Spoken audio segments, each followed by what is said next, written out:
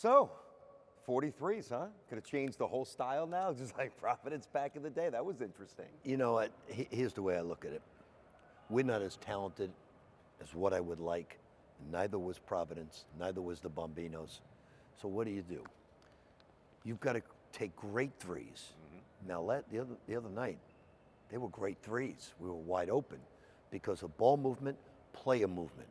Then you have a chance to offensive rebound.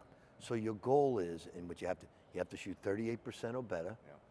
Then, if that's the case, take as many as you can get up. If they're wide open with ball movement, player movement, to give us a chance to offensive rebound, I felt at this point in time, we need something to get us over the hump. It's not going to be defense because we're not quick. Ledlum's not quick laterally. This guy's Dreeser's not quick laterally. Joel's not quick laterally.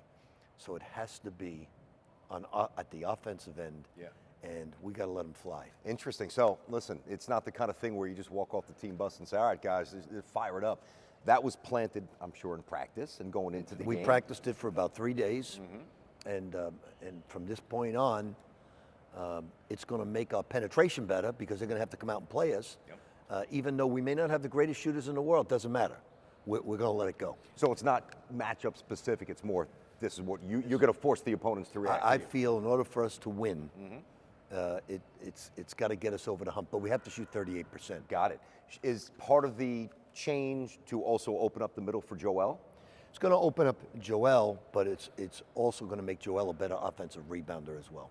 Interesting. Long Karam's going to chase it. Okay.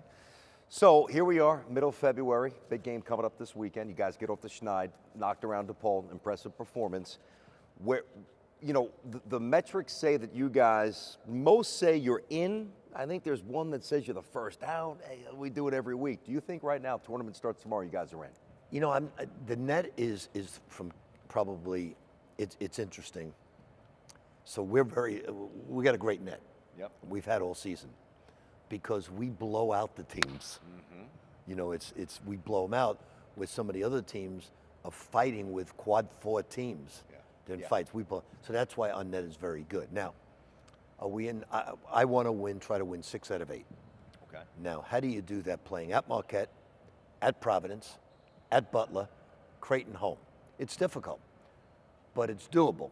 So it's something that we've got to go into Marquette, I think, the toughest team to play on the road in our conference. Because Connecticut will run this stuff. They'll stay in the half court. This team goes, all out, up and down the court. Yeah. Crowds in the game. It's where the Bucks play, obviously. Sure. Sold out.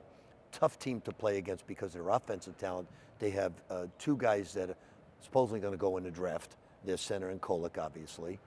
And so we got to be ready. All those teams in the middle, Seton Hall, Providence, Butler, Xavier, and us, are fighting for a bid. Yep. So our NCAA life is on the line. So we got to play it as if it is on the line. Is it more important? We've talked about this a little bit, whether it's here or press conferences. You've hit on this before, but I want to update it now. Do you think it's more important to get a resume stamper, if you will, or make sure you don't lose to DePaul and Georgetown? What's more important right now? At this point in time in February, both. Okay. Both. If we beat a Marquette right now, we're going to drop from, I think it's 43 in the net to 35 in the net. Last year, there were 2 teams in the high 30s that didn't make it, and 1 team that had 41 and made it. So we're following all those things. We got everything down as if right now we're fighting the metric system as well as the opponent. Dingle, are you, I don't know if the word's disappointed, are you surprised he has not found more of an offensive flow? You know, he's playing on a team at Penn where he's taken a lot of shots. You can't play on a team with Soriano, with Ledlum, with DJ, with all these guys, and take that amount of shots. He's becoming a better basketball player, plays better defense. He always had a negative assist turnover ratio. The other day he was 4-0. You know, if you look at his Penn stats, he had a negative assist turnover. So he's learning to become a better basketball player, not scoring as many points. But no, am I disappointed? No, I'm not disappointed in Dingle at all. I am disappointed in a couple of the other guys, but not Dingle. You said, and I think you applied this to several, but it was specific with Dingle, counting misses. I know what you mean, but expand on that a little bit there. So what happens is you open up the game, and people are on the internet today, there and talking about it. You're 0 for 12 in the last 3 games. What's wrong with your shooting? Nothing. What's wrong is you haven't taken enough threes to make some. So he's in that period, he should have taken 26 threes, and he possibly would have made 8 or 9. Yeah. So, he's the best shooter on the team. Move and get more shots up. The last game was indicative of that. Same thing with Sim. Sim came in, had a few bad turnovers, a few bad defensive plays. He came out, I said, keep shooting, keep shooting. Misses it, boom, 4 or 5 in. Yeah. And that's the way it's got to be, if they're good shots. Yeah, from the same spot too, Wiltshire. Yes. I think it was 3 in a row. It was miss, And he's then a good make. shooter. Yeah, he's interesting. I know he's going to be good. And I wonder, because you talk about the unique, and you've hit a lot of NCAA things over your press conferences. It's very interesting. Where do you worry about a kid like that, who is the top 50 recruit, who in his own mind might not be getting the burn that he thought he would get, about him being dissatisfied with his role with the team? Well, same thing happened with Rozier, Mitchell, Peyton Seaver, Russ Smith, same thing. Look, they've got to learn. He has to learn how to play defense. No question about it. He has to learn not to turn the ball over. These are all things, what you learn as a freshman. And then as a sophomore, you become a very good basketball player. But you learn it as a freshman. He knows how much time I spend with him in player development. That's why he came. It wasn't the lure of St. John's.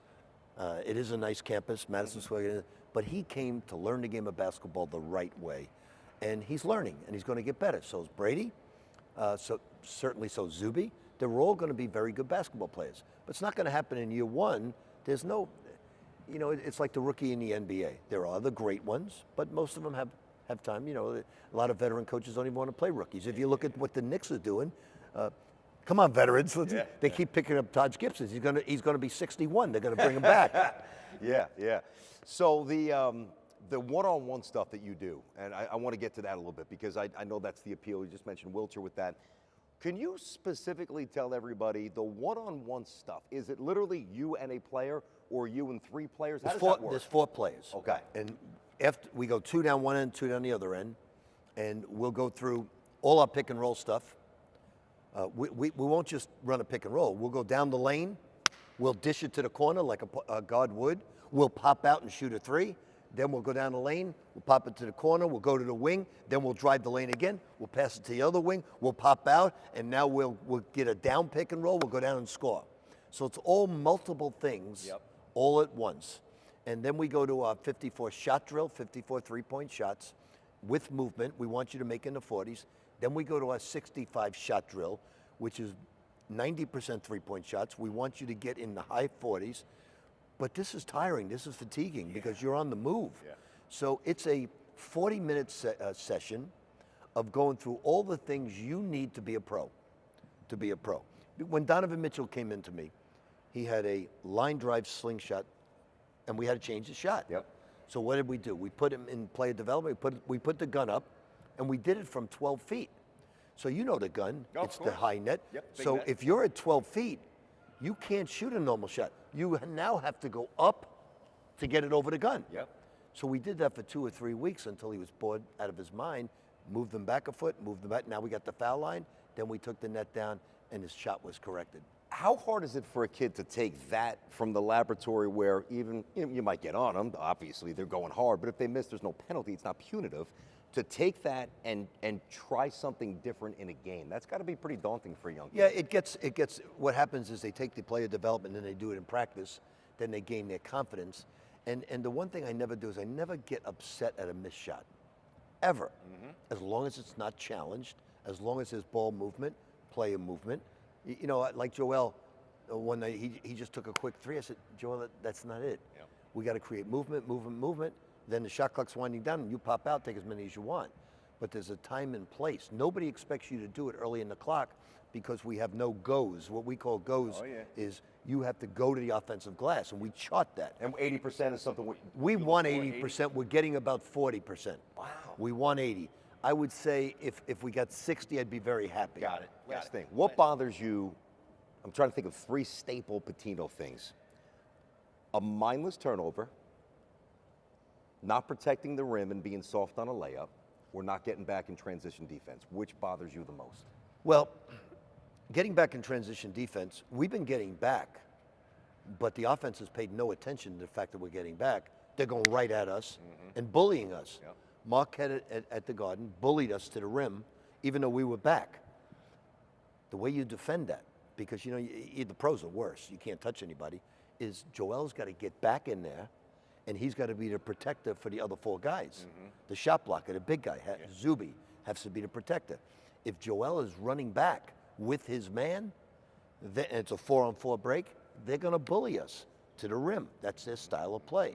So that's what Marquette does. So we got to get Joel back, and we got to make sure that he's a protector. Seton Hall, Xavier, Butler, us, Providence, we are in a war. You have to fight until the end. That's right. And the toughest survive. I love it. All right, that's awesome. Coach Pitino, of course, the Red Storm Report. Quick timeout. Back with more next.